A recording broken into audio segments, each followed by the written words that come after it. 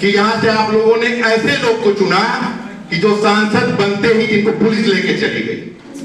मुझे नहीं पता था कि यहां अरुण त्रिपाठी जी आने वाले हैं, और अरुण त्रिपाठी जी ने उस केस के बारे में, जिस केस में मुझे 5 साल झूठे मुकदमे में जेल में रहना पड़ा, तार करके रख दिया। उस मुकदमे की एक बारीकियां आपको बताने का कार्य किया।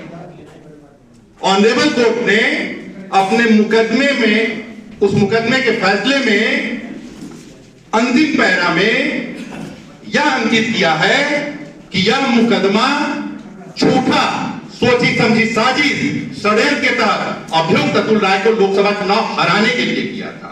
मैं संदेह के लाभ पे बरी नहीं हुआ, मैं बेनिफिट ऑफ डाउट पे बरी नहीं हुआ हूं। हमने प्रोसिक्यूशन की थ्योरी को डिमोलिश किया और खुद पूरा केस लड़ा। कोई वकील, अधिवक्ता हमारे में अनुज यादव जी थे। अनुज यादव जी वहां पर रिप्रेजेंट मुझे करते थे। मैं वीडियो कॉन्फ्रेंसिंग के थ्रू पूरा केस, अपना आर्गुमेंट नई सेंट्रल जेल में रहते हुए खुद लड़ा। मुझे नहीं पता था कि रेप का मामला क्या होता है। रेप के मामले में, बाकी अन्य मामलों में भार प्रोसिक्यूशन पे होता है कि वह एक्यूज को दोषी साबित करे, यह भार प्रोसिक्यूशन पे होता है। लेकिन रेप जैसे मामले में यह भार डिफेंस के ऊपर आ जाता है कि वह अपने को निर्दोष साबित करे। सुप्रीम कोर्ट ने समय समय पर अलग अलग अपने वर्जन में कहा कि हिंदुस्तान की नारी अबला होती है और वह किसी पर झूठा आरोप लगाकर अपनी इज्जत का नुमाइश नहीं करे। इसके बाद से न्यायालयों में जिस तरह से सजाएं होने लगी और भार पूरा का पूरा डिफेंस पे आ गया कि आप अपने को इनोसेंट साबित करो। जब इस मामले में हम फंसे, मेरा कोई कसूर नहीं था, जिसको मैं जानता नहीं था, पहचानता नहीं था, कुछ भी नहीं था, लगा दिया कि 1.5 वर्ष पूर्व मैंने किसी के साथ इस तरह की गलत काम किया। जब उस लड़की को लेके 1 मिनट नाश्ता बंद कर दिए भैया, मैं बोल लूं उस बात करिएगा, नहीं तो डिस्टर्ब होगा मुझे बोलने में, रोक दीजिए थोड़ा, मैं बस 5 मिनट में खत्म कर दूंगा। और आपसे जुड़ा हुआ मामला, यहाँ सब लोग बैठे हुए हैं, उनसे जुड़ा हुआ मामला, इसलिए उस पर बोल रहा हूं। जब मैं कारागार में था, जब अपनी केस डायरी को पढ़ा तो उसमें कोई साक्ष्य नहीं था, केवल मुंह से कहा हुआ बात था कि 7 मार्च 2018 को 420 दिन पहले मैंने किसी के साथ इस तरह की घटना की थी। जब हम उस पे पूरे केस को पढ़े और ऑनरेबल सुप्रीम कोर्ट के दिए गए फैसलों को बार बार पढ़ा, सितंबर 2019 में जस्टिस अशोक भूषण ने उसमें कुछ संशोधन करते हुए यह कहा कि केवल बयान काफी नहीं है, बयान के साथ साक्ष्यों की तारतम्यता भी होनी चाहिए, चेन स्टैब्लिश होनी चाहिए, कनेक्टिविटी होनी चाहिए। इसको पढ़ने के बाद हमारे हाथ कुछ ऐसी ऑडियो और वीडियो रिकॉर्डिंग्स लगी जिससे पूरी तरह जो साजिश की गई थी वो साजिश साबित होती थी।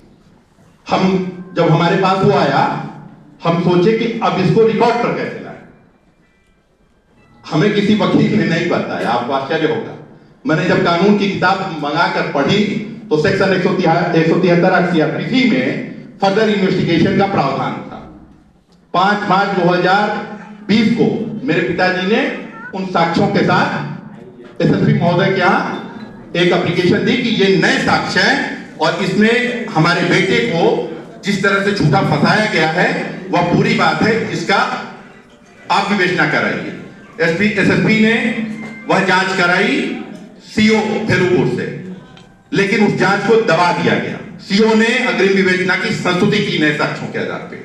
दोबारा जांच कराई तत्कालीन एसपी सिटी विकास चंद्र त्रिपाठी के द्वारा।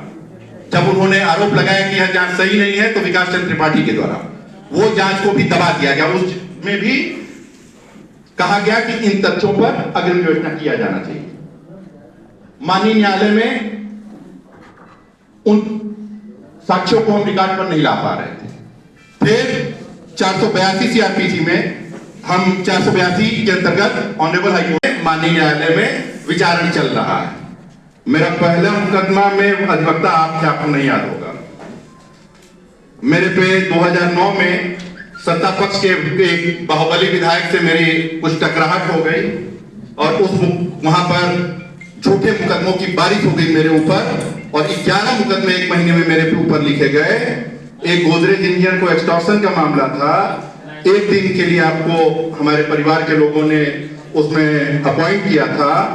जस्ट पीओ थे पीएन तिवारी, एंटी करप्शन का मामला था, 384 का सेक्शन 384 आईपीसी का मामला था। तो 2019 के पहले मेरे लिए अधिवक्ता का मतलब यही होता है।